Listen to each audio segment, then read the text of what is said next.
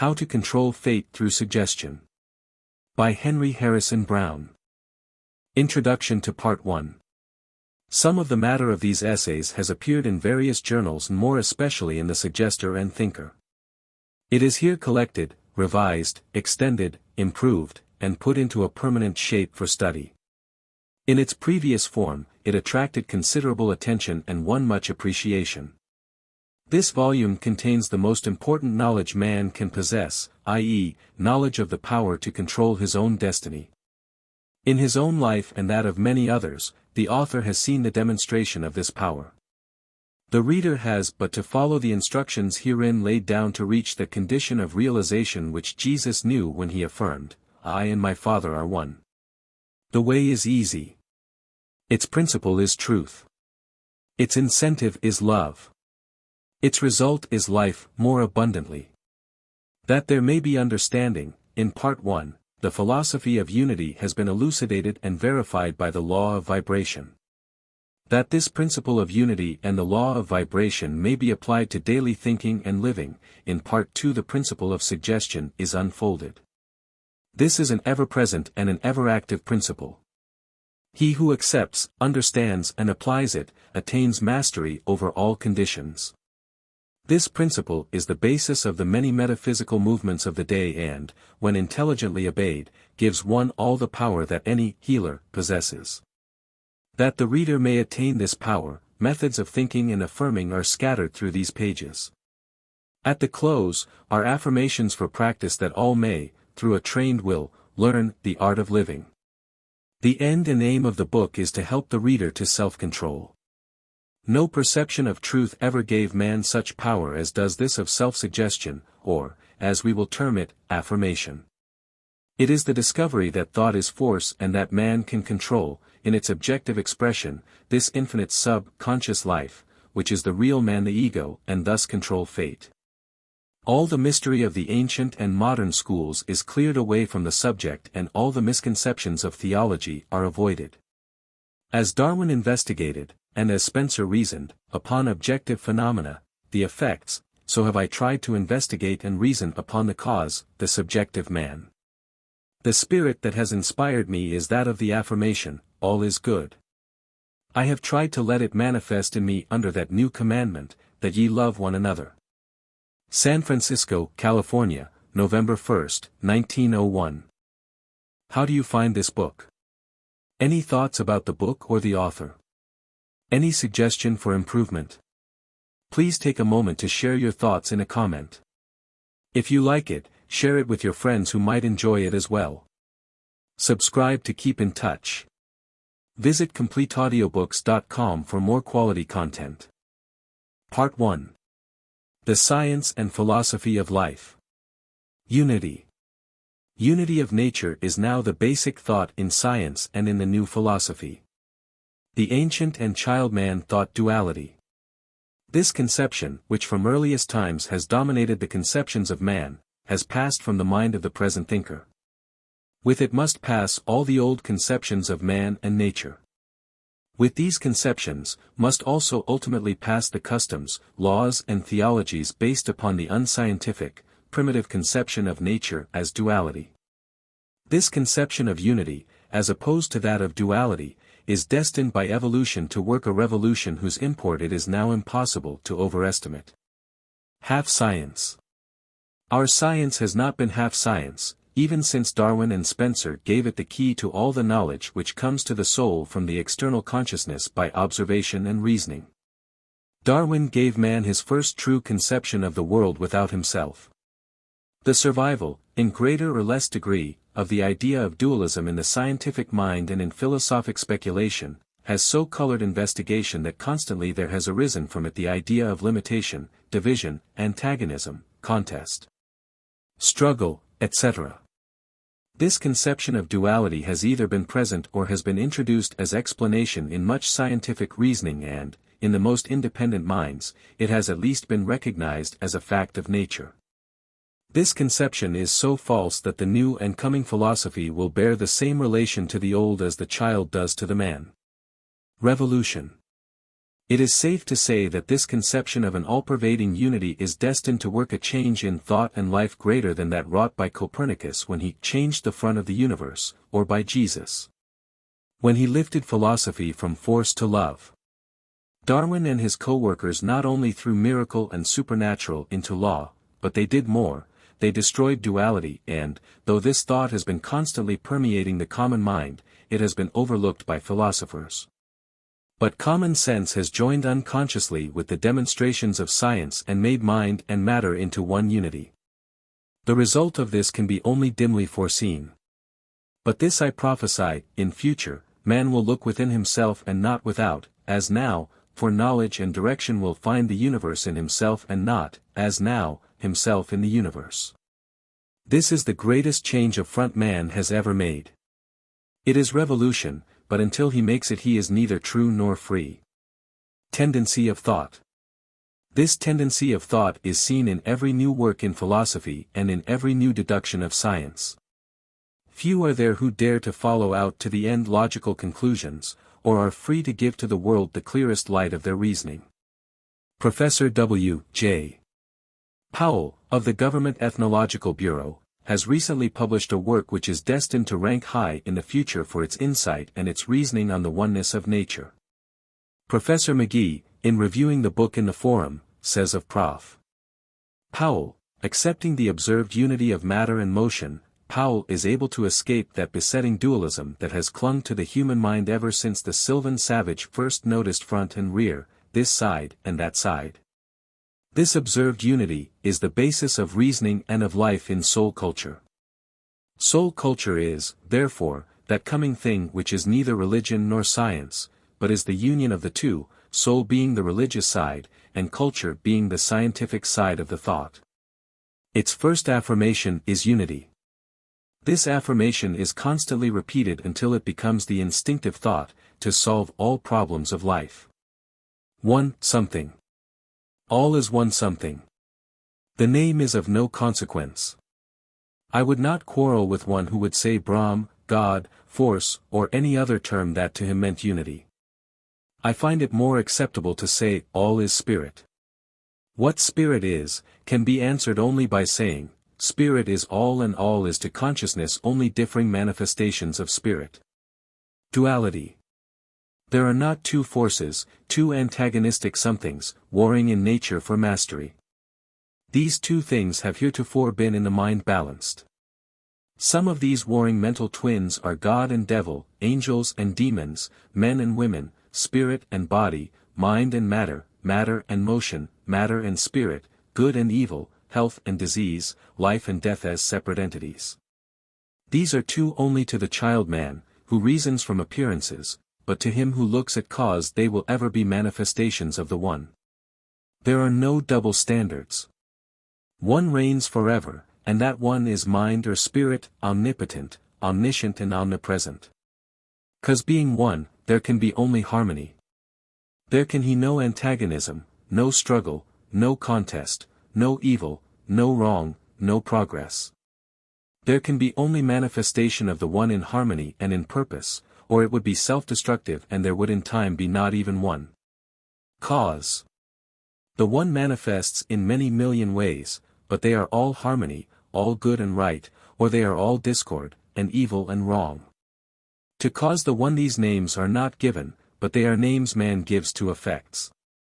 They are very readily transferable and are transferred so constantly that no standard as to good, etc., has ever been found permanent among any people, and never one for the race. The only one ever held in theory is the one in all theologies, which is the belief that the supreme power can do no wrong. But this has rarely descended to practical application. Yet its evidence is how dimly man has seen, but how truly lie has ever felt, the fact which science today demonstrates, that the universe is one energy. Thus, in the new philosophy, these terms mean nothing when applied to nature, but are significant when applied to man himself. They mean in him effects of the one cause. They are names for his convenience alone. They mean nothing as to cause itself. Fate. Man is thus his own fate, inasmuch as he has power to choose, to use and to name, and, as fast as he learns his power, to control the manifestations of the One, he shall decide how and when this power shall in manifestation serve him. Thus, in future, man, instead of being slave, or creature, to an outside power as in all the past, shall be that power, and manifest as he chooses, shall make all other manifestations obey him instead of obeying, as now. He shall no longer fear a God outside himself, but reverence himself as a manifestation of the indivisible God. He shall not only choose how he shall himself manifest, but he shall decide how all other manifestations shall affect him, or whether they shall affect him at all.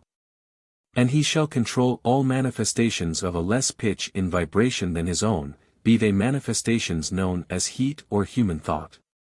He will, by choice, adapt manifestations to himself, or himself to vibrations, until he finds his ideal of happiness, or, what is the same, until every manifestation of the One gives him pleasure. Man. All reasoning will hereafter he from man, and from man as center of the universe, and from the universe only as the circumference of man. It is with man alone, then, that soul culture deals. Man is to us the representative of all. In him we find all, and in studying him, we study all. If science wants to use the term force, let it be understood that it is the same to soul culture as the term I-U spirit. Not yet has spirit to science the same meaning as force. Therefore, spirit is used here. Both are terms for that which is the I am that I am. For truth knows only unity, the one that inhabiteth eternity. Man is, therefore all the rest is. Without the ear, no sound, without the eye, no light. Without the nerve, no sensation.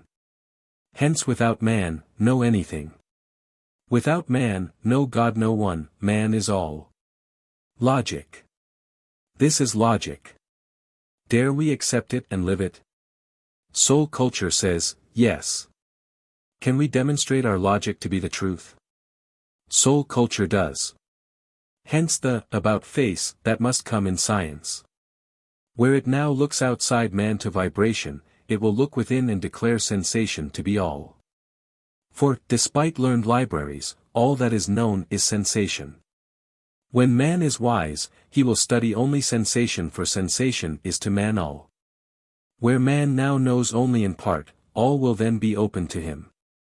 Where he now sees through a glass darkly, he will then, as spirit, see cause face to face. How? By recognizing faculties in himself that allay him with cause, by recognizing himself as part of the indivisible One. In fact, through his recognition of oneness with spirit, he will declare himself spirit, and hence regard himself as cause. Nothing comes except by evolution.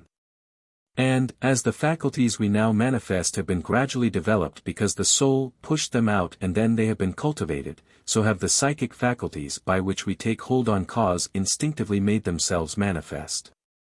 Now we have to be only equally wise in cultivating them. As our ancestors have been cultivating eye and hand, so must we cultivate these psychic faculties, and by thus becoming a conscious factor in our own evolution, become soon consciously one with unity. Matter. This intellectual position ignores entirely the thought of physical man. Since matter and motion are one, man cannot be two, i.e., matter and motion. If matter is, then physical man is. If motion is, then man is motion. Therefore, let us be logical and say all is matter, hence man is matter, or, say all is motion, hence man is motion, spirit. Both physical and spiritual. Man cannot be. Science has decided this forever. There is only motion. Matter is only a form of motion, so is heat, so are the other so-called physical forces. By telepathy, thought and emotion have been demonstrated to be motion, therefore, no longer can man be thought of as a physical being. Evolution. Here is the key to the coming evolution. This man of unity explains the vagaries, sophistries, mysticisms of Christian Science, Theosophy, and kindred movements. Their teachers perceive this truth dimly, but, lacking the scientific spirit, they have become blinded by the excess of light.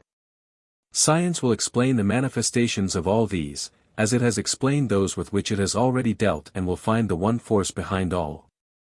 That force man can know and master.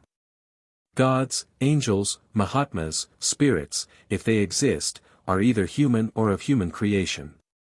Above man, there can be nothing, for, beyond, spirit conscious of its own existence, Hegel's definition of man, nothing is possible. Man may manifest to infinity. Some man well developed may show himself to one less developed, and he who sees may say, God, Mahatma, etc., but what of that? What he is, I am. Not Eddyism. To declare that man is not physical, is as far from the eddy folly of saying, you have no body, as it would have been, when Copernicus said, the sun stands still, to have said, there is no earth. We have body, as we have thought, and even the most strenuous Eddyite will think. Both body and thought are manifestations of force and only differ as heat and light differ in pitch, length and speed of vibration. To this conception of nature, are all these various systems of divine science, Christian science, and other more or less true philosophies, bringing the common mind. They are Johns, some of them not clad even in the skins and camel's hair of truth, but all crying in a wilderness of materialistic thinking, prepare ye the way. And lo, here comes the Messiah of science, saying, I am unity. Sensation.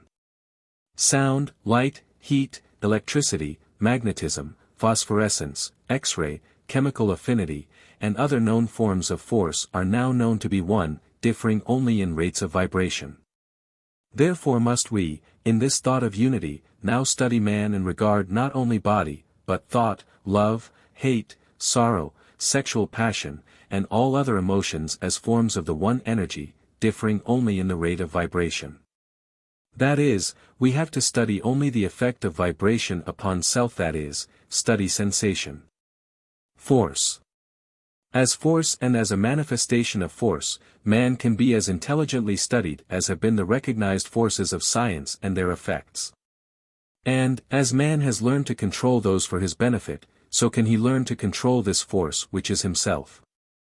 He as force, manifests as thought, emotion, and psychic power. As he has interrogated nature and, by experiment, learned to weigh, measure and control what he calls physical force, he can, by experiment, learn to consciously use and control this force called psychic or spiritual. He is now almost entirely unconscious of it, and it uses him instinctively as once did electricity. As he now uses one and is master, he can use the other and be master of self. Intelligent use. To learn to do voluntarily and consciously. What he is now doing involuntarily and unconsciously, i.e., manifesting life, is now the field of human achievement. I predict that when once man has found the way, he will have no use for all the present cumbrous machinery called science, nor for much of the present mechanical or motive powers. Occult manifestations of the one power will do all that is now done and more, with less labor, cost of friction than is possible even with liquid air. Chalk marks don't draw cars, once said a railroad man. But we are much nearer to the time when some manifestation of force less tangible than chalk marks will draw cars, than was the possibility of lightning drawing them when Franklin drew it from the clouds. Or we then were to the possibility of wireless telegraphy. Chinese used powder in play centuries before Christian nations used it to kill, so Hindu jugglers use occult forces today, but the Anglo-Saxon will use them in work. I believe the Anglo-Saxon is the coming man, who will not only conquer the world, but will also conquer the near, but unseen, realm of psychic power. Spirit. As spirit, to be edu-coed, drawn out, educated, is man in the new thought. Man is spirit with unlimited power of manifestation. As the recognition of man as soul and body has led to the present development, until now he finds himself limited in manifestation by this dual conception of man and nature, even so by this idea of unity of nature and of man as spirit. Will he be freed? He can then manifest without limitation and will thus usher in the new civilization waiting just ahead of us. We are what we think. All that has, in this thought of duality, been affirmed of man is false when he is considered in this thought of unity. Facts will not change, but our mental attitudes respecting them do change. This will virtually change to us all things, for facts are to us what we think them to be. This applies even to the one fact that makes all other facts possible. That one fact is ourselves. We are in manifestation what we think we are. Therefore, if we think we are body and mind, we shall manifest as body and mind. If we think we are worms of the dust, we shall live dust. If we think we are gods, as we are, we shall live as gods. Thus will this thought of the universe and of man as unity as spirit work a greater revolution in life's manifestation than was ever wrought before by any discovery, invention, or philosophy. Preparation. He who would take up the study of man as spirit must be willing to lay aside all preconceived opinions of man and nature, forget all science has said except this thought of unity, for unity is the only fact, except the law by which it manifests. Evolution that is of any practical benefit to him. In this study of man, he is to ignore all present thought of body, thinking of it as only a manifestation of spirit as the materialized clothing of spirit. In this thought, all I have said and may say is true. Under the old thought of duality, all I have said or may say is false. This mental attitude is the one indispensable requisite. One may obtain facts in the supposed realm of matter while he is repugnant to them. But, in the psychic realm, to recognize facts, one must be receptive, otherwise he is like the blind man seeking to be convinced of color. Vibration. To the soul culturist, all thought of duality of essence has passed away, as have the myths of the Middle Ages, and he recognizes only a duality of manifestation, as cause and effect. To him in his relation to the without, the external universe, there is only one cause, vibration. This vibration is the only possible manifestation of unity. In himself, he knows but one effect, sensation. Sensation is the only possible manifestation of unity in him. This manifestation we call life. Sensation/vibration. As the rates of vibration vary, so do the sensations vary. As the possible number of different vibrations is infinite, so the possible number of sensations is infinite. Man, then, is infinite in possibility here and now. He has only to develop his power to recognize sensations and of the many million vibrations that are constantly impinging upon him to choose those to which he will respond, and those which he will harness to do his work. Emerson's favorite saying may yet be true in mechanics: hitch your wagon to a star. Man will learn to recognize, to reproduce, and to enjoy those sensations he chooses, and will learn to ignore those which are to him unpleasant. He will thus become his own fate and destiny. The new man. New man will have no senses, but he will be sensation. He will not be limited to 5 senses, but will constantly increase his recognition of sensation, and, thus becoming more sensitive, he will, in the ages to come, find himself responsive to every vibration in space. Then he will know all. A textbook on physics, tip to date, now in use in our colleges, gives this definition of heat: heat is either a sensation, or that which produces a sensation. This is a definition that could be given of everything that man feels and of every feeling. It is true, the author told more than he intended. Everything external to man is that which produces a sensation, and everything within him is a sensation. Definition by physics. This is all the definition physics gives of the phenomena of nature. We can say of air, water, electricity, light, etc., etc., they are sensations in man, and they are that which produces these sensations. But, really, the author could have said, heat is in man a sensation made by vibrations of a certain wavelength and speed. This would also be true of everything else. He would have to go farther yet and give the length and speed of the wave. This would help the intellect to grasp an idea of heat, but the man knows by feeling what is beyond every possible definition. Heat is sensation. The child knows it by feeling, and the scientist knows no more.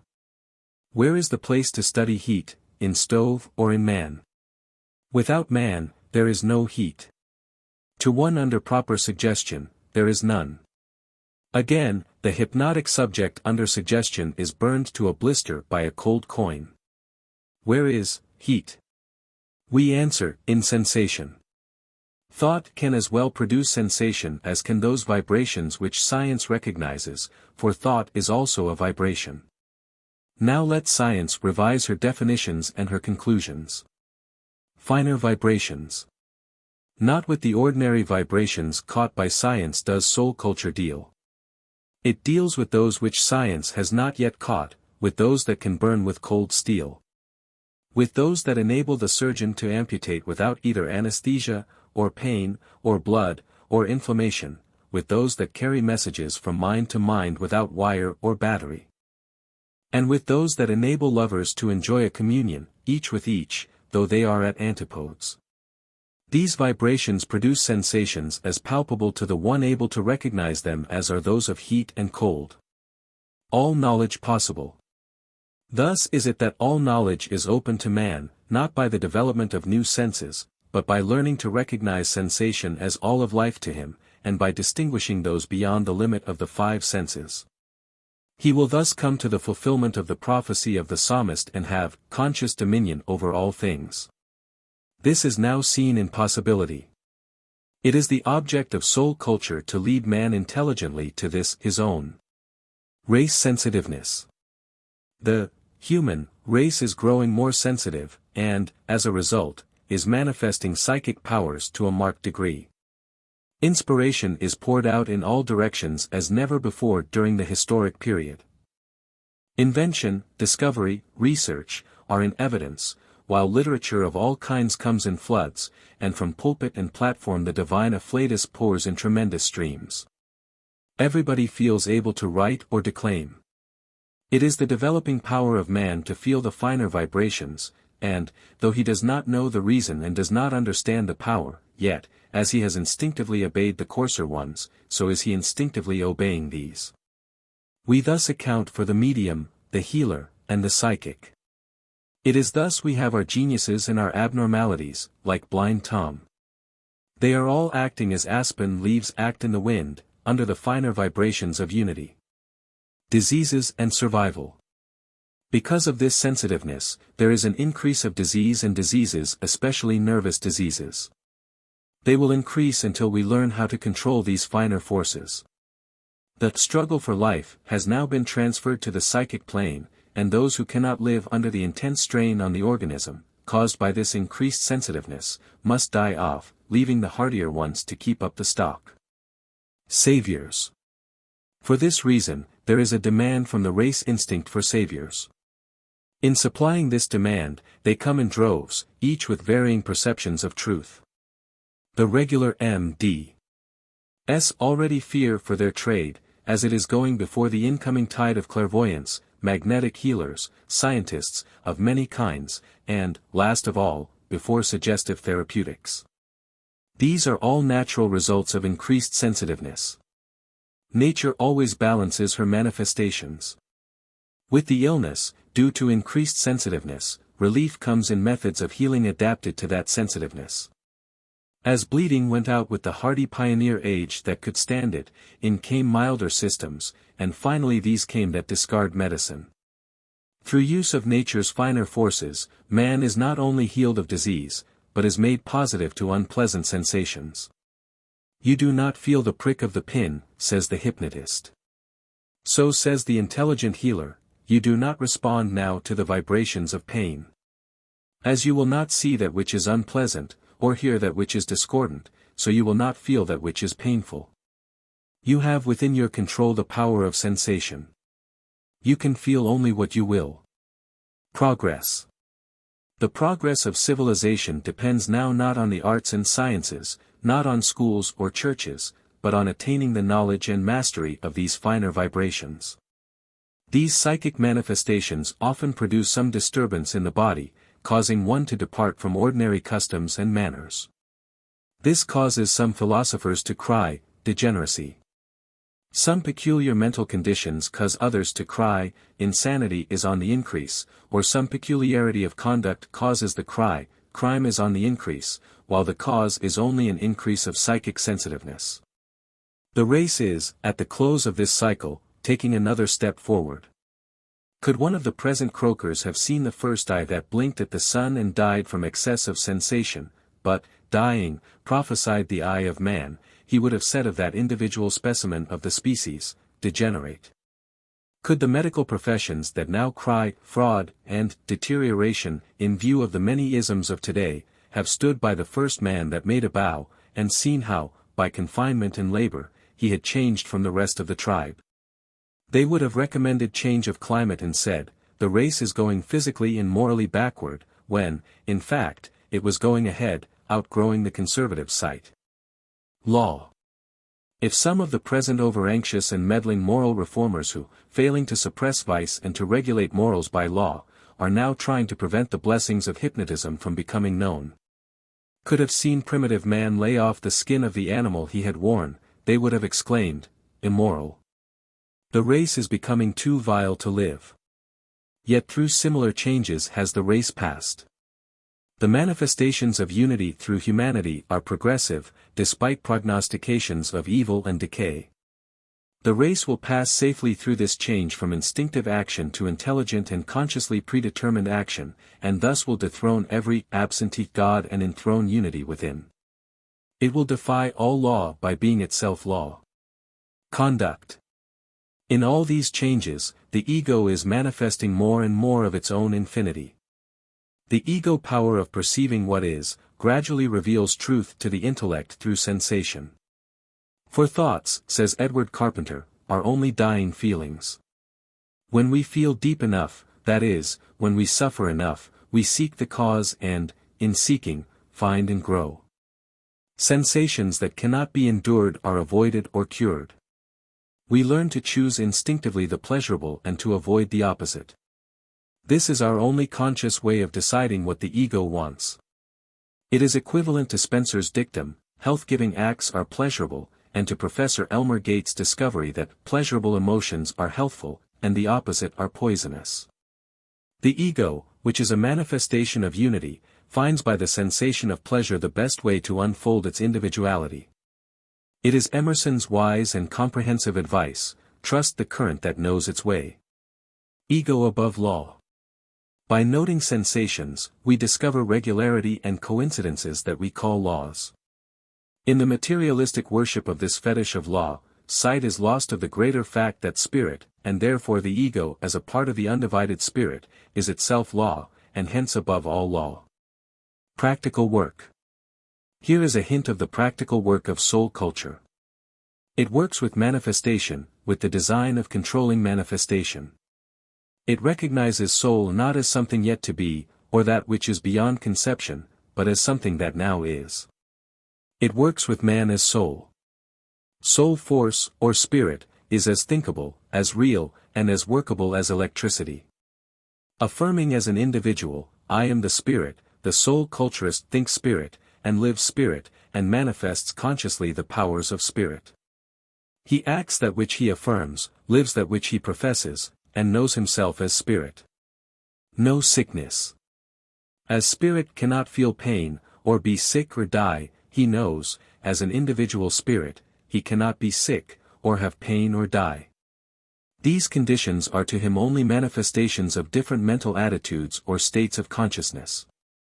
They are real to his consciousness if he will think of them, if he will recognize them, but they are not real to him as spirit. Whenever he changes his mental attitude and refuses to recognize them, they do not exist, for he, by recognition, becomes the creator of these conditions, they are the effects of his thinking. Man his own creator of conditions. It is the same with all unpleasant conditions called sorrow, grief, trouble, worry, jealousy with all that makes one unhappy. They are in man effects of his feeling or thinking. They are produced in him by suggestion as similar ones are produced in hypnotic subjects. Man is, therefore, his own creator. He can produce within himself, at will, either pleasant or unpleasant emotions, thus making himself, at will, happy or unhappy, well or sick, wise or foolish.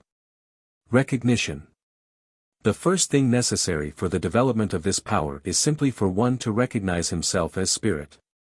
Jesus, who was spiritually developed, must have meant this when he said, "He that believeth and is baptized is saved," for all the water of the river of life would run off the unbeliever without producing any effect, because by refusal to recognize the power, it would not exist for him. Small discharges of electricity kill, and extremely great ones are not felt. Even so does this mighty power of spirit pass through one constantly unrecognized, until sought for then it is found, as all else has been found, through recognition of sensation. Scientific faith. This is asking of one only that same faith which the scientist has when experimenting. He would not experiment if he did not believe in the possibility of finding. Give the same ready mind to spirit, and, in that receptivity, the recognition will come. Once recognition is, then all things asked for are possible. Desire. Next to recognition, is desire. It is the attitude of true prayer, the heart's sincere desire, uttered or unexpressed. In desire, the way is open for the current that knows its way to flow unhampered. Liberty. Liberty of spirit is thus one. Without this liberty, no spiritual growth. The last liberty to be won is the liberty of the sons of God, the liberty to act as spirit, independent of all external conditions.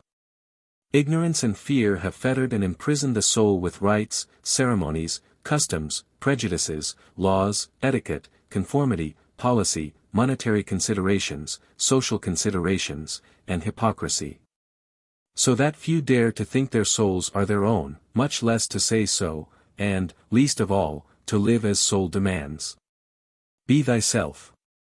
But he who would become developed in spirit, must, above all other things, be free. Be thyself, is the first command of soul culture. Hark to its prophet, Emerson, in his incomparable essay on self-reliance, whoso would be a man must be a nonconformist. Nothing at last is sacred but the integrity of your own mind. Absolve you to yourself, and ye shall have the suffrage of the world. Liberty is the way, and the only way, to soul growth. It is the way man has ever traveled. There never is a precedent for any progressive step. Freedom never dwells in old temples. Like the nautilus, she is building herself a new dwelling each successive morn.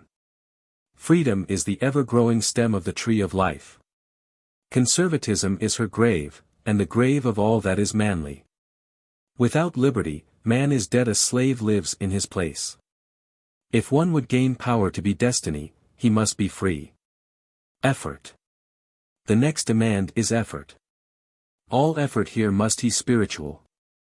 By physical effort, we can learn in that realm of vibrations termed matter. By intellectual effort, learn in the intellectual realm. But spiritual things must be spiritually discerned. Methods of investigation in other fields are here of no use. Spiritual phenomena, or psychic, whichever term you please, occupy a field of their own, and must be found by their own methods. Effort must therefore be made as spirit. That is, in recognition of himself as spirit, one must place himself in the mental attitude of receptivity and desire, and be willing to receive whatever comes. In this negative attitude of mind, he waits for the ego to manifest as desired. Non-resistance. The next law is, never antagonize anything. Never antagonize anything, opinion or condition, even in feeling. All is spirit, therefore all is good. Nothing but good can, or does come to me, therefore I will not antagonize any manifestation, but let it work in me the good whereunto it was sent. For all the possible evil results will be those I make by doubting the goodness of unity in this manifestation, and, since I am my own fate and since I make fate by deciding how to receive each manifestation, I decide this is good, for all is good. I thus do as he did who first taught me soul culture. Resist not evil, but overcome it in the large affirmation, all is good. I thus keep my mind quiet, to perceive and reveal truth. Were I to contend, I would not see clearly, neither would I reveal the truth, but would conceive much error. Therefore, I will henceforth think only goodwill, never antagonize. Such must be the mental attitude of one who is anxious to lead the spiritual life. Demonstration. Demonstration must take the place of argument. Therefore the next law of soul culture is, never argue. Let your light shine that men seeing your good works, shall know you are spirit, shall know you love truth. Affirm, spirit, and, by living as spirit, demonstrate you are spirit. You live spirit by thinking spirit and by letting that thought control your life. Soul culture comes through doing. Here again comes in the thought of the wise teacher, I must be about my Father's business, my Father worketh hitherto and I work. He that doeth the will of my Father, the same is my mother and sister and brother. If ye love me, keep my commandments. He always insisted that through conduct spiritual development is demonstrated. Never once did he ask, what do you think? Or, what do you believe? Self-direction. The next rule is, intend the mind in the direction in which you wish revelation. One familiar with the terms of hypnotism will understand when I say, control the mind by auto-suggestion. From the subconscious storehouse of all knowledge, the ego itself, can thus be drawn whatever is desired in the way of wisdom. The mind can also thus be directed to the development of psychic faculties. These faculties take hold on infinity both of time and space. Nothing is hidden from soul perception. All the soul's powers are comprised in two, so aptly stated by Emerson thus, the soul is the perceiver and revealer of truth. To perceive and to reveal truth being all that the soul can do, yet, while the method of perception is ever one, there are many methods of revelation already recognized, and there may be many others to come in our future unfoldment.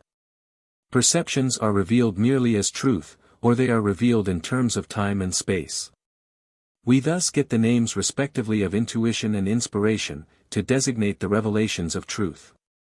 Of clairvoyance and telepathy, to designate those of space, of psychometry, to designate those of time. In practice, these shade into each other as, in ordinary life, shade the results of the different senses. Life health. The first manifestation of spirit is life. Therefore, the first function we come to is health. All conditions manifesting less than a normal state of health are those of less health, and not those of disease. They are the results of spiritual weakness, for some cause, spirit does not properly manifest through the body. The chief, if not the only difficulty, is the impediment placed on the manifestation of spirit by some false idea. Some affirmation of cant, of weakness, or some submission to conditions through belief in heredity or in the impossibility of relief, is the cause of ill health. There is no let to the current that knows its way. Therefore, the first care of the soul culturist is to let his spirit have its way in health. This is easy. Only let the body alone, keep the mind off of it, and expect it to be kept by the Maker, Spirit well. He is to think and affirm only health. Spiritual gifts.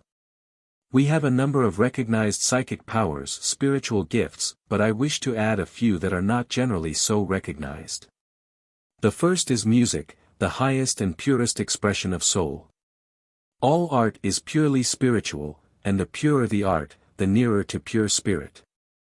The more any attempt in art is removed from all considerations of life, except love for the art itself removed from monetary considerations, from precedent, morality, etc., the purer the art and the more perfect the manifestation of spirit.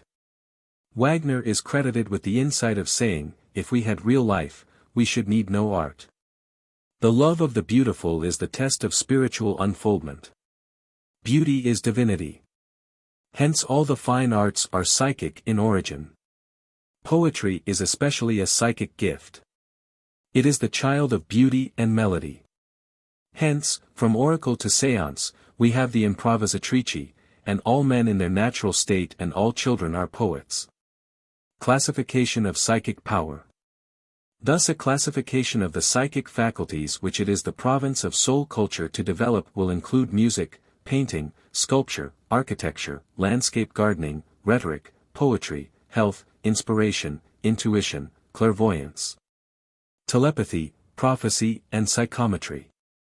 We here have a field comprising all there is in life worth living for, all there is to reward one for living, excepting the one thing that is above all others, and above all classification. For that one thing is the very highest manifestation of life. It is the everlasting life, the pure life of the Spirit, dimly shining through the mists of error. It is love. Love. Love is the first and last expression of Spirit. Love is its highest and purest expression. It is the highest of which the intellect can conceive. It is ever the controlling force in life. Each individual is controlled by his loves. There is no progress for him in any line until his love is moved in that direction. He then moves without solicitation. All spiritual development is made manifest through love. It is the barometer of life, recording in manifestation the progress of the soul's unfoldment. Love is all Paul declared it to be when he said, "The greatest of these is love." It is all Jesus declared when he gave the new commandment, "Love one another," thus making it the one condition to spiritual life. It is all he meant when he said, "God is love." To present human thought, love is the highest known or possible manifestation of power. It represents to us the most beneficent, as well as the controlling, force of the universe within man, and, since it is such, it must be his God. It is the holiest as well as the most powerful of emotions. It is ever present, and is the force out of which all the rest come. Thought is love reduced in potential and pitch. Ultimate power. The soul culturist, therefore, must deal with love as his ultimate power, just as the electrician deals with his ultimate power. He does this by methods as rational. Recognizing it as the one force, the one manifestation of unity, he seeks in love alone to unfold his psychic powers. Speed of vibration. The intensity of the vibrations of light has been measured, but not those of magnetism, for they are too swift for any conception of time to enter into the calculation of them. Thought is swifter than magnetism by multiplied vibration, but love is many times the multiplied vibrations of thought. Love can be studied by its manifestations in sensation, as sound and light are studied and known. Love's pitch and octaves. Like all other forms in which unity manifests through vibration, love has its pitch and its octaves, and, somewhere in the infinite scale, each human life is placed. The only possible development of any life is to raise or lower its pitch, to increase or diminish its potential. How to do this, and how to transform love to thought in obedience to the mechanical law of conservation of energy, is the secret the Sphinx of time shall yet reveal. Love of truth. There is one ever-present starting point in soul culture: love of truth. This love, it must not be forgotten, is power. As real power as is steam in the boiler. It is the power that manifests in the development of those faculties we desire. Love must be thought of as force, must be held in our consciousness as force, just as the electrician in the powerhouse holds, in his consciousness, force as his thought of electricity. Love of truth is our initial point. Love of truth is the power with which we work. God will not manifest himself to cowards, says Emerson. He cannot, if he would, manifest in liars, hypocrites and slaves. Only to the extent that one is truthful, brave, honest and loving, has he any independent spiritual life. All that he may seem to have is but the race accumulation for which he has no responsibility, and hence in which he has no real possession. He is but using the race and animal instinct instead of being, as he should be, an independent, self-controlled individual. To the extent that men manifest love, they are spiritual. As far as they control their love through desire for truth and goodness, they are human, are outgrowing the tiger in them and leaving the remnants of the ape behind. Safety. In this love of truth alone is it safe to seek psychic unfoldment. To seek in any other love, is to fall into what the occultists call black magic, which is the development of power without knowledge or guidance, is putting power into animal, into undeveloped man. This, like all undirected or wrongly directed power, injures temporarily the individual. The ultimate result unfoldment is, however, the same, but this road leads through, it may be, centuries of suffering. To seek in any other than love of truth, is to repeat the scandals, the sufferings, failures, and complicated work of the Christian sects and of mediumship.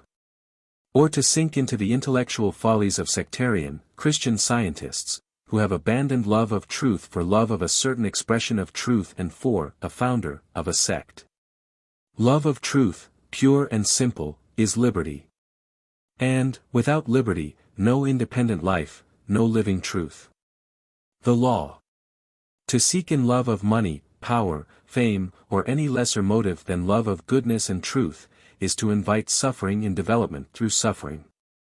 It is, to sow corruption, that one may reap the same. The law is, seek ye first the kingdom of good and its right living, then all spiritual growth shall be added unto you. There is no limit to human manifestation when once, by this means, the way is opened. One thus becomes an enlightened man. He lives in the light that lighteth every man that cometh into the world. The light is in himself. He lives neither by the borrowed light of his neighbors, nor of his century. Concentration. In this love of truth, let one concentrate all his thoughts and desires for a time each day. In that concentrated state of mind, let the soul be heard. After you have, by desire and expectancy, given it direction, let it have its way. In hypnotic terms, after you have given yourself command by autosuggestion, let the subconscious part of your being have its expression. All knowledge and power are either latent in the soul or lie behind the soul, ready, on opportunity, to flow into expression and, whenever they are let, they flow. This condition of letting is that of natural somnambulance.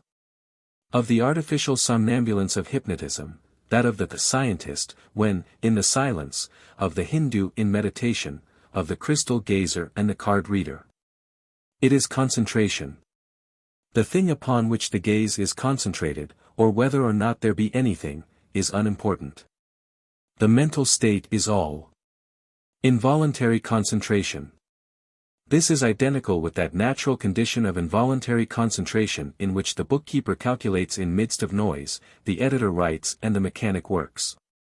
The one does it on compulsion of necessity till it becomes habit, the other does it with a predetermined purpose and at will.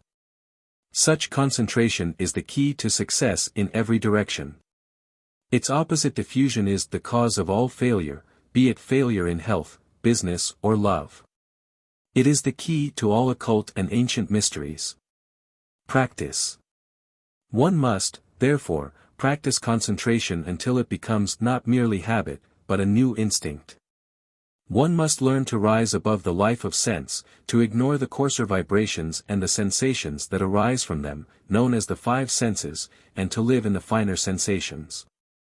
That the hypnotic subject does this and opens the door to the storehouse of the subconscious, demonstrates that every person, by the same process of suggestion, can do the same. In soul culture, we are seeking to give liberty of expression to whatever latent knowledge the conscious ego may desire and determine. The fundamental affirmation, I am spirit, means, I am all that spirit is. The soul culturist affirms since spirit is truth, love, power, wisdom, I am truth, love, power, and wisdom. I am any other possible manifestation that spirit is. Spirit is all this in potentiality, I may be all this in manifestation. I am part of indivisible spirit in spirit. I am an individual manifestation of spirit in spirit. Even as an electric spark can say, I am electricity in electricity, but I am also an individual manifestation of electricity, so can I say, I am spirit. How to consciously manifest. To manifest any of this latent wisdom and power consciously, one must believe he possesses and then try to manifest, even as he tried when a child his powers of locomotion which his parents taught him he possessed, and, believing. He tried and found. Believing he can expecting to see, or at least hoping to see, one looks. Even so, hoping at least to see that which the external eye cannot see, let him who would see, look. And, in due time, he shall say with the poet-artist, William Blake, I assert that I do not behold the outward creation, and that it is to me a hindrance and not an action. I question not my corporeal eye any more than I would question a window concerning a sight. I look through it and not with it. And more. Such an one shall see, as John saw, the spiritual city, not coming down from heaven, but all about him, in the midst of which he lives, as he lives in this cruder city of the senses. That is, he lives in the spiritual, as he lives in the sense life, by sensation alone. He will have learned to recognize those finer sensations that come from the more beautiful and powerful, because more intensified, vibrations of spirit. Becoming man. His world will not be merely that which is seen and felt by the ordinary dull man. It will be that of the refined, sensitive, coming man, who will feel octaves of vibrations not sensed by one who lives in the octaves of the senses. This finer universe will be as real to him as the harmony that the uneducated, non-musical ear cannot hear is real to the ear of the leader of the orchestra. As real as the sunset, to whose vibrations the eye of the blind is not sensitive, is real to the eye of the artist. It is only a question of unfolded sensitiveness to the unseen, but ever-present vibration in the recognition of the response born within the soul. Scientifically attained. All this desired condition can be as scientifically developed and cultivated as have been the recognition of sound in music, of light in painting, of touch in blind and of tact in society. By devoting a little time intelligently each day, less than it takes to make a musician, one may become clairvoyant, psychometric, or inspirational, and thus grow to the condition desired by Rev. John White Chadwick, a desire which is almost universal. It is beautifully prayed for in these words. I might be strong to turn my eyes away to where the eternal stars so plainly shine. Truth, beauty, good and by that vision blessed. Lifting my heart to make its clearness mine. Taste then.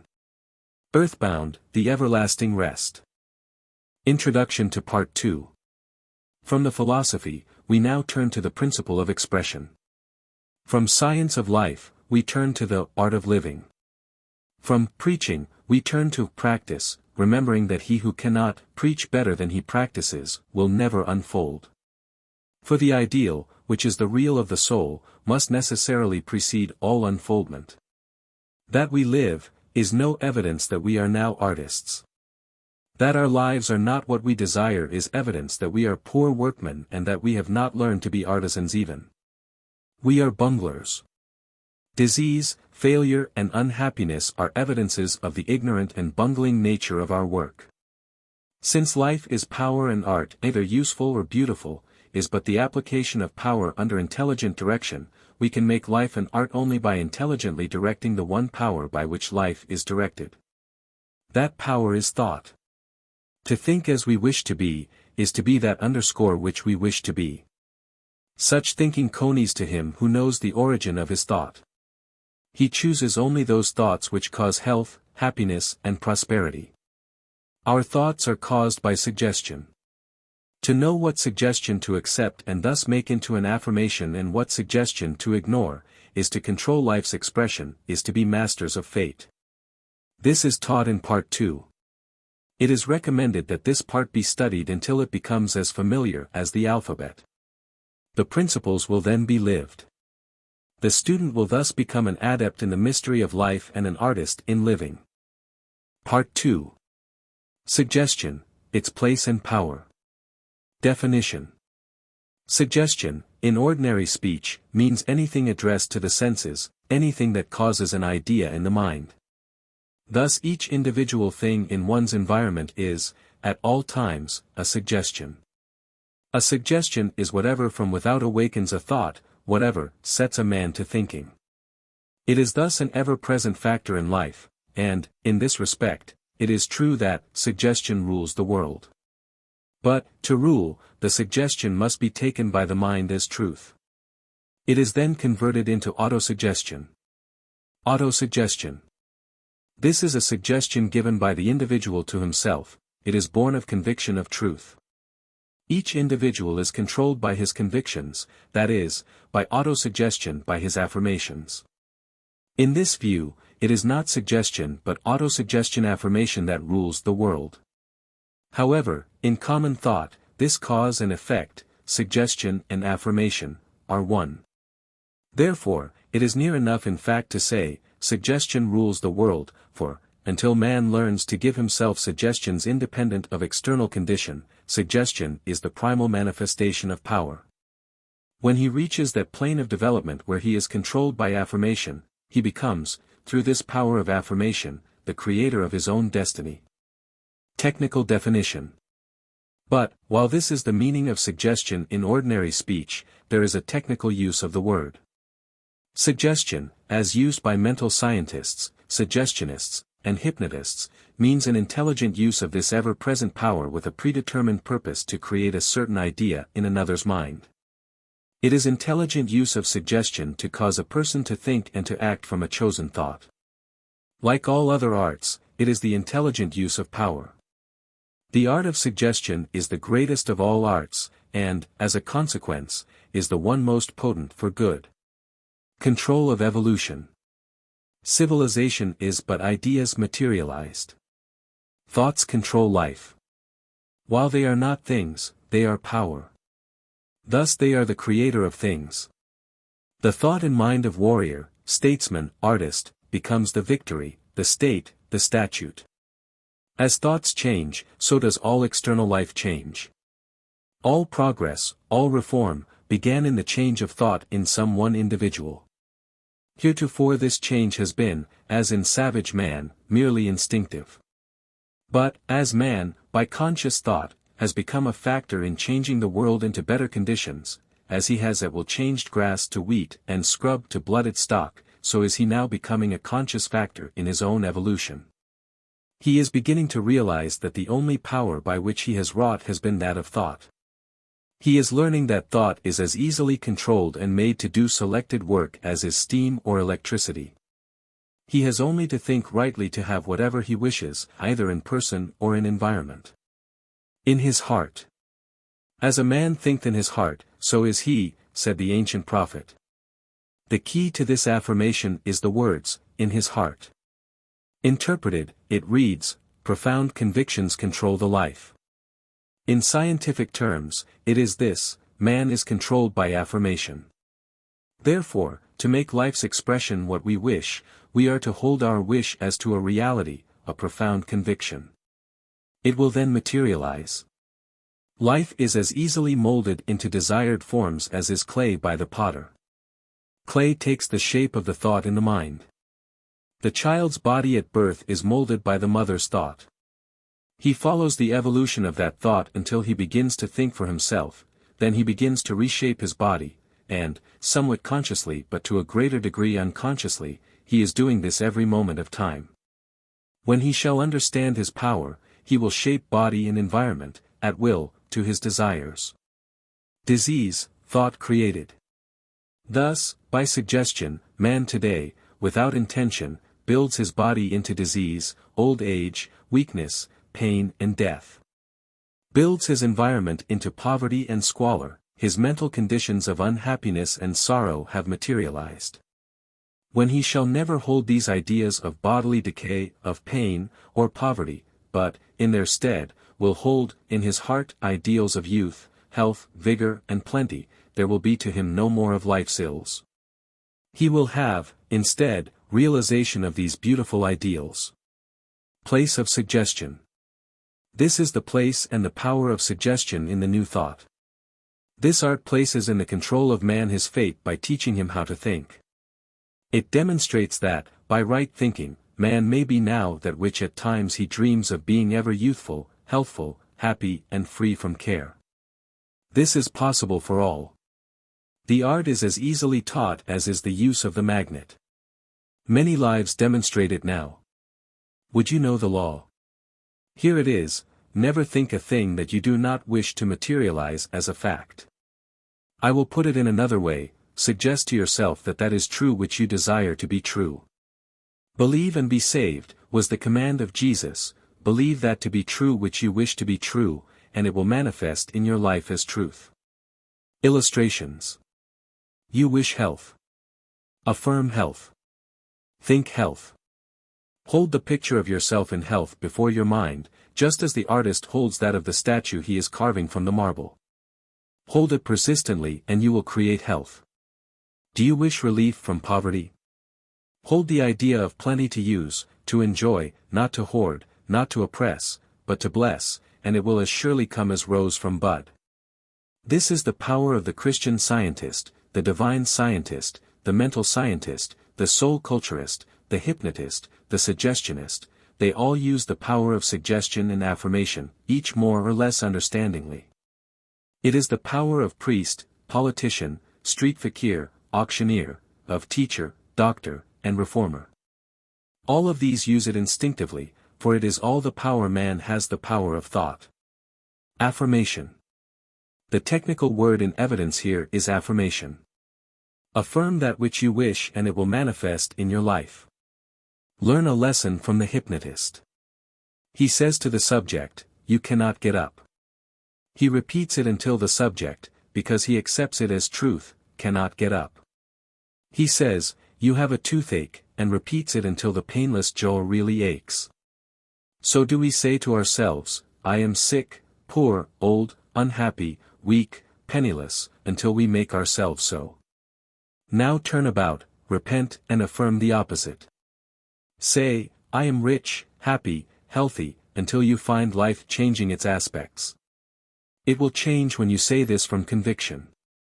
Realize that as mind, or spirit, you are now potentially all you desire. It lies in you, waiting expression. For what one man is, all men are. If one manifests as health, happiness, and wealth, all men can. Let that power which is life in you manifest your desire. By affirmation, direct the life flow your way. All is good. One affirmation contains all that is necessary for good. A perfect life. It is this, all is good. This is faith in the providence of the universe, faith in the intelligence and wisdom of that almighty power that out of itself said, "Let there be light," and there was light. The all-power is good. All manifestations come from it, therefore all are good. All is good, used as an affirmation, becomes reality, redeems the individual from all ills. Power of choice. With this understanding of suggestion as an ever-present factor in life, goes also the understanding that, whenever one has attained power to select suggestions and to reject those he does not wish, he has attained the power of controlling his thought. To control thought, is to be the conscious creator of destiny. To be the master of fate. So great is this fact that it requires desire, time and repetition before it can be realized in the daily manifestations of life. Therefore this principle of suggestion is further unfolded. How to suggest. Remember, a suggestion is whatever is used intelligently to induce a desired mental condition in another mind. An affirmation is a suggestion accepted and made truth. A statement of truth in the indicative mood, present tense, is the controlling power in the individual life.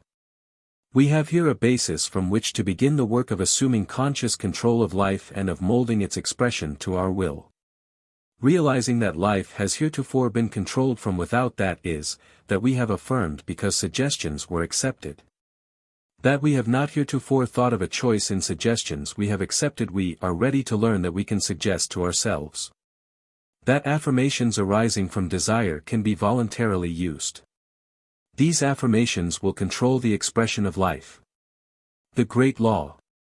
All the power of suggestion is multiplied many-fold when it becomes affirmation born from desire.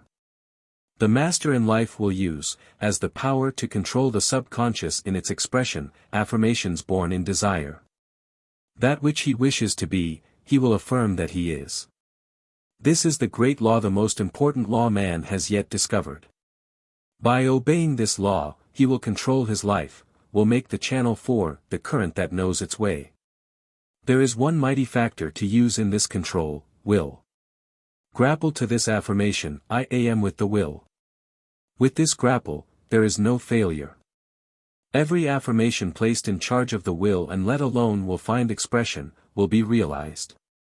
When this is understood, when the beauty and necessity of affirmation is seen, then the place and purpose of my monthly journal now will be appreciated. No matter what the culture, position, means, or external condition may be, they are valueless in the life and are enslaving conditions until, by conscious affirmation, through will, they are used as the means of soul growth, the means to self-mastery. Morgan. J. Pierpont Morgan is not master of self, though he is almost master of all earth's transportation, for he is liable to awaken any morning ill. To find himself paralyzed, to become demented, to find fire, flood, famine or war has reduced him to beggary. He can die by disease, bullet or starvation. The poorest tramp may outlive him, may be happier and may die richer. He has not conquered fate, and will not until he realizes that all these things, the insignia of earthly power, are of no value to the soul, which has power to create, to call at will all it needs.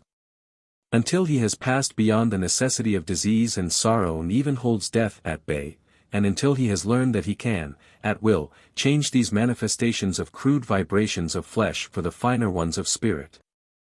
The law of life. And yet truth is so simple, the mastery of life. So easily acquired. A child may learn it.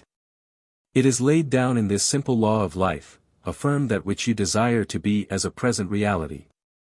Live as if it were already manifest and you shall find it manifest. I must repeat here that truth affirmed is the controller of life. Affirmations are the within side of truth. No perception of truth ever meant so much for mankind as this law. It means that all man ever dreamed is within his reach. He has to take it by affirmation only. The line of evolution in man is toward self-control, conscious direction of the manifestations of life. The animal is fast being outgrown, and man is coming into expression. From within or without. Controlled in some form, life must be.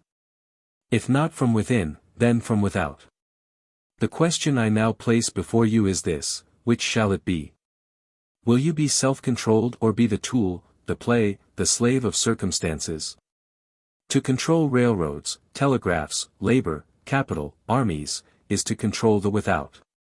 It is not to control self. The person who controls these is himself controlled by them, is the slave of circumstances. The without law of suggestion is absolute in sway where the within law of affirmation is not invoked intelligently and consciously. No matter what or where we are, we act under thought. As long as we obey without choice thought born of suggestion, we are slaves of the without. When that thought is self-chosen, then God has assumed the throne in his kingdom, the within, and his edicts are affirmations. Absolutely he reigns. His edicts are never disobeyed. They are instantly executed. God said, "Let there be light," and there was light. No time between command and execution, no time between cause and effect. Man is coming. This development reached, man has come, the human is here. The animal, the instinctive, the automatic, has died out. Man is here and all things are subject to him. This power of choice in suggestion is the dividing line between man and brute. As soon as an individual makes a conscious choice, he has crossed the dividing line and is on the road to manhood. When that power of choice has developed so that he chooses every expression of his life and all circumstances obey his will, then, and not till then, has he arrived at man's estate. Man is coming. Man is here, whenever one realizes his power to choose, his power to be. Teacher's duty. The whole duty of the teacher in all departments is to direct, by suggestion, the thought of his pupil. This control may be early won in life. Suggestion does not determine character, but, through suggestion, character may be developed and molded into selfhood. A suggestion once accepted becomes an affirmation. The individual then manifests, not as any person or persons may desire, but according to his inherent character. As all force acts in accordance to the instrument within which it is confined, so thought, being force, will act according to the instrumentality through which it manifests. Character is, in suggestion, a permanent factor, changing only as the unfolding soul the I am shall change it. To illustrate, while this essay was in progress, a friend invited me to attend the theater. I had not thought of going, was not conscious of any desire to go. But the suggestion aroused the desire. I consented and went. The power of suggestion ceased when I said, yes. I went in my thought, acted in my way and enjoyed in my way. My individuality determined how the suggestion should affect me after I had exercised my choice and said, yes. To you the victory. So is it in all affairs of life. To excuse one for doing anything because he or she was influenced by another, is to undermine selfhood by destroying personal responsibility. To attain mastery, or to assist another so to attain, insist at all times upon personal responsibility for conduct. All persons have the power to choose, and, by choice, they do control their life. Now let each bear the effects of that choice and, by experience, learn to choose wisely. Never affirm that you are not responsible, would you achieve success in any undertaking. To you alone belongs the victory. Defeat is impossible, for all experience is victory. Wisdom is the guerdon of all struggle. Thus is the knowledge of suggestion and affirmation the knowledge above all other knowledge. It is the wisdom that makes all other knowledge of use. It is the only real, practical knowledge. It is the wisdom of wise choice and action. Power of this book. A graduate from one of our first universities and now a teacher in a normal schools, after passing through my classes, said, "You have made all my other knowledge available." A physician said, "You have only made of practical value that which I knew beforehand, but I had never formulated the common experiences into law. This little book will do all this for you if you will let it." How? Assimilate it mentally as you have yesterday's food. Make it a part of your mental constitution. Affirm its truth. Praise, etc. No suggestion acts against one's desire and will. One which awakens opposition produces an effect opposite to that desired. Instinctively understanding this and acting upon the principle that each one is ready to be helped the way he desires to go, that each one is willing to accept happiness and success, the world has found praise, adulation, flattery, insignia, social distinctions, to be power. The wise man will use all power, and to understand power and how to use it as suggestion, is to win success. Fear. Suggestions born of duty, necessity and fear, control most lives. When one becomes unfolded, love will give all the suggestions. Love is the fulfillment of the law. Fear is the father of lies, of all ills and evils. From all fear, good Lord, deliver us, should be in the litany. To be free from suggestions born of fear, is to be free from illness, failure, poverty and sorrow. These suggestions should be ignored and the opposite ones immediately affirmed. Hold these last till they are the constant mental attitude, then no more fear. Affirm, I am fearless. No power to harm. There is no power without to harm. All power is lodged within, where God's kingdom is. Whatever is not in harmony with truth is non-existent, hence has no power. Truth at all times is power and is entirely good. Therefore, fear no evil, lies and slanders have no power, for they are devoid of truth. Pay no attention to them. To attend to them even by so much as a thought or wish, is to put power into them. The harm comes from within, not from the lie. Soon you will come to see that no one has power to harm you but yourself. A lie harms the teller. So is it with all the evil we would do to another. In settling with a businessman recently, he remarked, "Since you have kept no account, are you not afraid that I have cheated you?" "You cannot," was my reply. "You can only cheat yourself. Every dollar that you take dishonestly will reduce your power in business, destroy your happiness and injure your health. You cannot take a cent from me, for my supply is infinite. The Lord is my shepherd. I do not want." "Well, I wish everyone dealt so, it would be a better world," was his remark. "The world is all good to me now," I replied as I walked out of the door. Take this lesson. Live it. Then all is good to you. Power of scientists, etc. Here again you have the secret of all the works of Christian, divine, mental, and other scientists, metaphysicians, faith healers, prayer cures, etc., etc. The power is exactly that which the hypnotist and the practitioner of suggestive therapeutics use. No matter if this be denied, he who has studied suggestion knows that T.J. Shelton, Mrs. Helen Wilmans, Mrs. Eddy and all the rest use suggestion. Not to use it, they must become non-existent. What other subtle forces there may be, and I think they are infinite as are the possible number of vibrations, yet the director of these forces is suggestion. But for this power of suggestion, they would never have a patient. Each paper, book or letter sent out by any scientist is a suggestion, and, as irrigating ditch carries water, so does the suggestion carry the power these healers wield. The mistake is, that one claims all, and another all, when all have all. All work by the all-power. One power to heal. As life is one, there can be but one healing power, and that is life itself. No person ever healed another. Healers have used suggestion and will more intelligently use it. Acceptance of the suggestion affirmation does the healing. The suggestion may be conveyed in 1,000 ways. Look, attitude, speech, anything addressed to the ego through any of the 5 senses, or through any possible channel, is a suggestion. Hence telepathy is a most potent channel, because it arouses no opposition in the conscious life. Telepathy is the power in absent treatments. Whoever has learned concentration can do all Mrs. Eddy or Mrs. Wilmans does. It is the common heritage of man. Cannon and powder.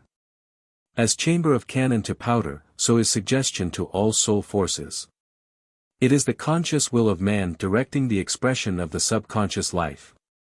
It is mastery. Remember, to thus direct, to thus realize that the divine power in you is subject to your thought, is to attain the pinnacle of knowledge and have the all at your command. It is to be a special creator under the absolute law of creation. We thus create our environment, create ourselves. We become that which we wish to be. The road is through affirmation. To control life, understand and control suggestion, and the results are those you have desired and chosen. This is to be your affirmation daily: I choose my life. I affirm truth. Truth affirmed molds my body and environment to my desire, as potter molds clay. I make my life to my choice. I am creator. By thus affirming, you have become conscious law and King of Kings. Millennium here. Knowing the power of suggestion, its intelligent use, we who have studied and practiced it see in it the fulfillment of the prophecy and expectation of the millennium. It is here now in every heart that affirms, all is good. Fear. Fear being the cause of all ills, failures and unhappiness, it is the first condition to be outgrown. To outgrow fear, learn how to affirm fearlessness. Let the thought used be this in any form of words you may choose to put it: I am fearless. I dare to do anything I desire. Whenever anything comes to cause a thought of fear, make this affirmation. Then do in mind that which you fear and act it in the external when it is possible. Conquer fear by affirmation and prove you have conquered by doing the thing feared. There is not an affirmation that brings health and happiness sooner than this: I am fearless. Health. For health, do not recognize disease in your thought. To think upon disease, to brood upon it, is to invite it, is to suggest it upon yourself. Therefore, think only of health. Ignore disease in thought, think health. Let the affirmation be something like this: I am life. I am spirit. I am mind. As life, I cannot know sickness. As life, I am at all times well. As spirit, I am well. Spirit cannot be sick. I am a perfect manifestation of spirit. Perfection is health, peace and joy. As mind, I am ever in perfect health. As mind, I cannot be ill. I affirm myself mind. I live as mind above all death, pain, disease, decay, sorrow, failure and unrest. I am soul. Soul is a perfect manifestation of God. God cannot know sickness or pain. I am one with God. I am well. I am not separate from Him. I live and move in this thought of unity and manifest each day my oneness in health. I am health. I am peace. I am joy. Make these affirmations and forget that you have made them by living them. Be, in expression, that which you affirm. Life flows as naturally and as harmoniously as sunlight. Affirm. Forget. And let it flow. Prosperity. Affirm success in all your undertakings. No matter what discouragements come, affirm success. Declare yourself prosperous. Let no thought of discouragement come into your mind.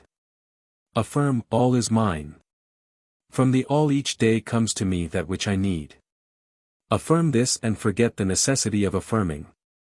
In the affirmation, you have sent a message to the only power that can bring success to the subconscious, the ego, and when you let, the ego will bring success.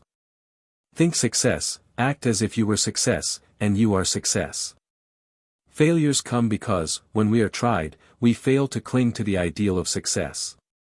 Hold to your ideal of success the tighter when seeming failure comes. Affirm success under all trials and discouragements, and success is as surely yours as the mist is, because of the persistent drawings of the sun. Supplement to this 5th edition. To my readers, greeting. Owing to the condensation of the matter in this edition, the type being set, solid, rather than leaded, as in previous editions, we have the same amount of reading matter in less space. I am asked by the manager of Now Folk to fill this space with a word to the reader concerning the book and our growth since its first appearance. This book is my first. We called it My Baby for a year. It has sold, to our surprise, and taken my name all around the world. It has received praise and commendation wherever the English language is read. From none have I received finer appreciation than from several Hindu swamis. An Arab teacher of occultism, when reading it at the request of Zero Hasna Hara, editor of The English Magazine of Mysteries, replied when she asked his opinion of it, "That man knows. To be tried by a jury of his peers is the desire of every author. I know by the only test possible the truth of that which I have here written. It is the test which I have recommended you in this book to use, i.e., demonstration. Learn to do by doing, is the only true method of education. I have demonstrated the thought of this book to be truth by living it. It is not possible to estimate how much this book has done to awaken an interest in suggestion. But I know by many letters that it has been a factor in the world's evolution along the line awakening the consciousness of the human soul to a realization of itself as a manifestation of omnipotence. It has brought many to a rational understanding of an intelligent application of this most important law of life, which is also the only law of human control, the law of suggestion.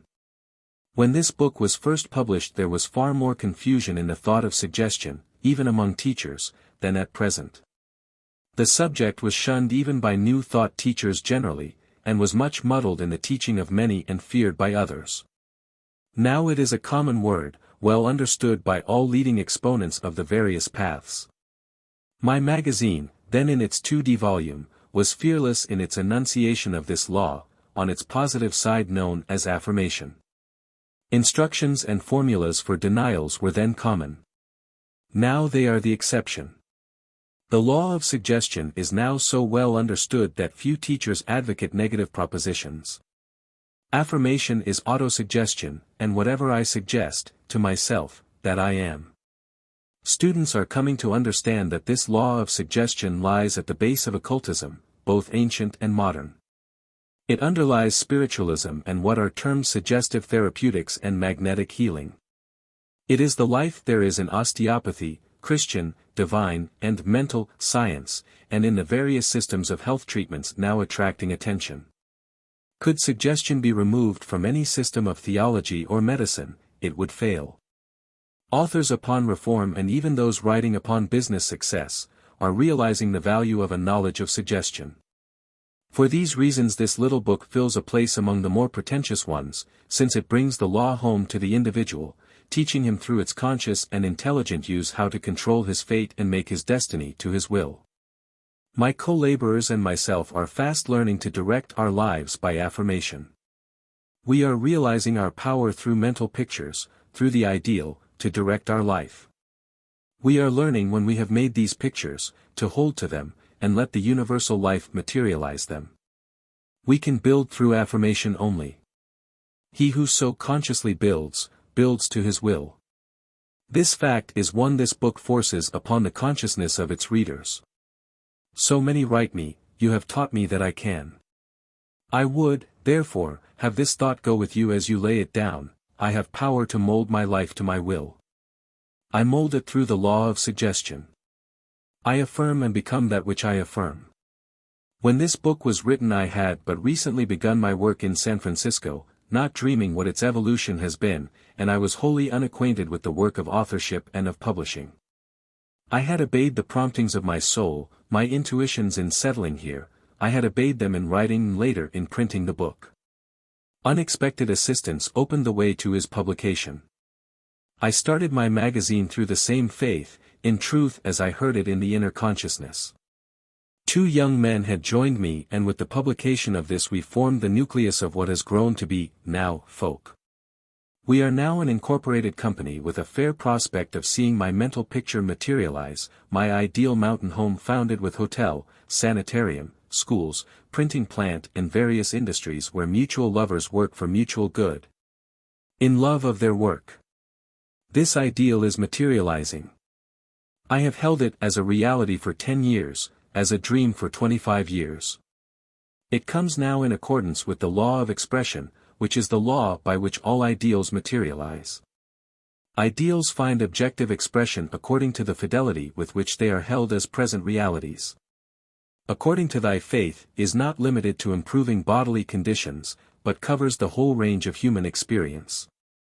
War and peace, business and home, love and duty, politics and religion, marriage and divorce, birth and death, are all controlled by this law of ideal suggestion, that which I think, that I am. Realizing this power of thought, I had written before this book, the articles now composing Man's Greatest Discovery, which I consider my most important book thus far, as it deals with the power and the principle of individual life. Upon this fact thought is power. All future science, philosophy and art will be based. From the knowledge of this fact all my works have originated, and upon it all my instruction is based. Through faith in our power, through right thinking, to create, are the plans of, now, Folk materializing. Thought will hereafter build that home, sanitarium and schools, and whatever else we desire, because we affirm. I have power to build my life to my desire. Daily are we learning where that power lies, daily learning how to direct it. But it is not our thought alone that will do this. We are reinforced by every thought our readers send us, be it for or against us, it makes no difference. The windmill uses every breeze, no matter from whence it comes. All power manifests in accordance with the instrument it uses. So thought, being power, when it comes to us from without, is used by our mental attitude, and since we hold to nothing but good, all power must manifest goodness for us. Therefore, all who think of us help us in any way in our work for truth through love of truth. Realizing the power of thought to control external conditions, and the power of suggestion to overcome conditions, I wrote my "Dollars Want Me," a brochure as revolutionary in its thought as in its title. I want dollars, is the ordinary cry. I want, is humanity's cry, instead of being, as it should be, I possess. Affirming possession, we enter into the realization of possession. Without this realization we may be poor with millions in our hands. He is poor who thinks himself poor. Says Emerson. I can imagine no greater good I can do my fellows than to enable them to replace poverty thoughts and pictures with those of opulence. I wrote for this, I say in my introduction, to help you to rise above the drudgery of enforced labor. I believe in freedom and in free men. Necessity is as much a master as the slave driver with a whip. I have the consciousness of knowing that the mere suggestion, "Dollars want me," has changed the conditions of hundreds of its readers. I would like this little book to be scattered as a tract, for there could be no more effective arbitrator between capital and labor, no more humanizer for the selfish and idle.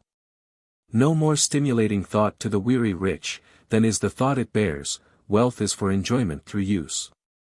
How to Control Fate soon after its publication called forth my, not hypnotism but suggestion, than which no book is more needed today by the masses. It is becoming common for the idler, the foolish, the weak and the vicious to use hypnotism as a scapegoat, and to excuse themselves by saying, I was hypnotized. When every expert in suggestion knows that character determines the reception or rejection of a suggestion, that where it is used as an excuse it is a case of lack of self-reliance, a case always of self-hypnotism. No greater evil is possible than that teaching which lessens personal responsibility for conduct. The weak and vicious are ever seeking an excuse for that which they alone are responsible. Because of this, theories of predestination, heredity, karma, circumstance, influence, spirits, devil, or hypnotism are created and used as an excuse. Excuse is one of the most poisonous of thoughts, for it undermines character, weakens the powers of resistance, lessens faith in self and inculcates a belief in what is worse than ancient demonism by locating power in things outside the soul. There is but one sure foundation for individual and for national integrity, but one sure foundation for character, and that is self-reliance. Self-reliance must find its rise in self-knowledge and self-respect. For this reason I feel that I am in my work practicalizing America's greatest essay. Emerson's Self-Reliance. All my writings are pitched to the one keynote. Be thyself. The object of this book, and all my books, magazines and lessons is to assist others in finding themselves, for each is power to overcome all conditions and circumstances, and the power with each is directed in the will. This will is trained and directed only through faith in self. I can is the affirmation of character, health and happiness. Self-assertion its one name. Through the success of these books I became aware of the worldwide interest now manifested in New Thought, and felt that this stream needed guiding and clarifying. Therefore I wrote my New Thought Primer. Origin, History, and Principles of the Movement. This book is also a child of How to Control Fate, for my purpose was, as much as anything, to bring to the intelligent the thought this movement was also evolution, and that human unfoldment had ever been controlled by the law of suggestion. There is no creation. Progress is but the coming into expression of that which eternally has been. New movements arise in a conception which is but an extension of a previous conception, and that of a previous conception, and so on back to primitive man, of a divine, infinite and eternal idea, which finds expression through human ideals. These ideals become incorporated into institutions, and a civilization which later ideals modify.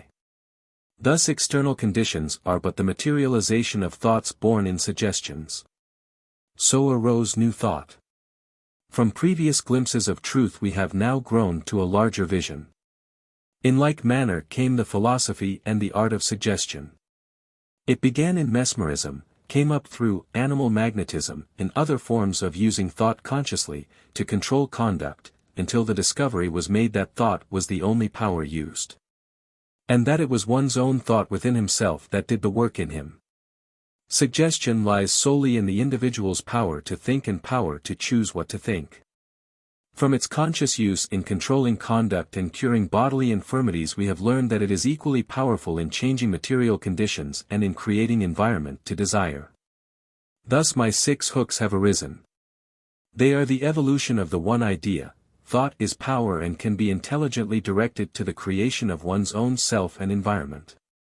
Had this first book, My Baby, not been received, the rest would not have been. This opened the way for these others and those which are yet to follow. In its effect upon author and publishers it demonstrated the truth of the principle it taught. It has been also a material help in carrying on our work, for it used to come to us that they might assist in the work. The theme is not exhausted. In dealing with thought we are dealing with the mightiest power subject to human control. In dealing with the soul we are dealing with infinity and eternity.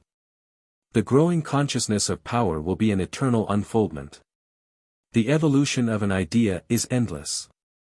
Every day a new book is needed to record the increased perception of this idea of thought as power. I have many new ones as ideals in my mind and I will print them as soon as they can materialize. I propose to write 25 pamphlets like this. Thus there are 20 more to come. These written I then propose to write several large volumes, unfolding a system of, now, philosophy. It is for this reason that I desire the home I mentioned above to materialize. This will give the leisure, the opportunity, and the means that I need. What I will call the system I am as much at a loss now to know as was Herbert Spencer for years concerning his own. But the name will come, the means will come, and at the right time the hooks will materialize. We control fate through suggestion made as these are in faith in principle, faith in self. I know all who read this book wish me to see them materialize. Your thought will be an added power to help. Means are to come for the preparatory work of pamphlet printing, which is but an introduction to the greater work. I am just entering the productive period of my life. I write this on my 65th birthday. Was never so well in body, so clear in mind or so in love with, or so enthusiastic in, my work as now. I never listened to a suggestion of age, weariness or relief. I am in embryo all now that I wish to be. As bud unfolds into bloom, so will you and I unfold only that which we now are. Suggestion to this effect creates a mental condition which makes it easy for the germs within to come into expression. Therefore now affirm with me, I am all now, I desire to be and I have power to bring that which I am into manifestation. For this reason that philosophy which I am will write itself at the right time. This little book is the first chapter. It seems proper for me thus to take you, my reader, into my confidence since this little book that introduced me to the world starts out on its new edition. I desired to tell you how successfully the law has worked in my case since November, 1901, when it started on its mission. 10,000 copies have been disposed of, and each one has carried its message: be thyself. They have won for me the love of thousands whose words of cheer I can only in this way reciprocate. Soon I will come to you with a little book upon concentration. I am so often asked how to concentrate. And what it means, that in answer to these questions, I write this as the next number in this series. I have also ready for publication a work on the practical application of suggestion in daily life. If you are seeking unfoldment, we shall long keep company. We will be companions on the way. A most encouraging feature of modern progress is a realization of the interest in things material giving way before interest in soul. Psychic research societies and investigations in laboratories for the beginnings of life are but evidences of a demand for that for which there is as yet no adequate supply. From personal experience and from the testimony of thousands, I affirm that rest is found only in the principles upon which all new thought paths are based. Hunger drives birds to grain fields and deer to the winter corral. So soul hunger drives men and women from the starvation of fashion, social dissipation, from business mart and sanitarium to the mental scientist, where they learn that their only power, their only possession, is themselves. Where they come into the realization that happiness does not consist in material things, friends or conditions, but does consist in a purely mental attitude toward one's self and the universe. Happiness, like all else, is a mental habit. He is happy who decides to be happy. The suggestion of happiness creates happiness. A suggestion of misery will create it in a palace. A suggestion of peace will create peace in the midst of tumult. When one says, I am unhappy, he or she creates the condition within the mind. When one says, I am happy, they create happiness within the mind, its only habitation. The kingdom of heaven is the kingdom of happiness. It lies only within the consciousness, and depends only upon the affirmation one uses. Thus does one become the master of fate through decision and self-determination. What shall be the affirmation under which I live, is the question. It is as easy to say, I am happy, as it is the reverse, as easy to create a habit of using these words as it is the habit of using their opposite. Optimism and pessimism are mental habits. Which shall it be? Is a question each must decide for himself. A gentleman said to me last night, I cannot tell you what I owe to your instruction. I was a pessimist and unhappy when I entered your class. I now see everything from an opposite point of view, and am an optimist. Through a course in suggestion he had learned that not only was he that which he thought, but that each thing had the effect upon him that he thought it would. Through expectancy he created the conditions for the effect affirmed.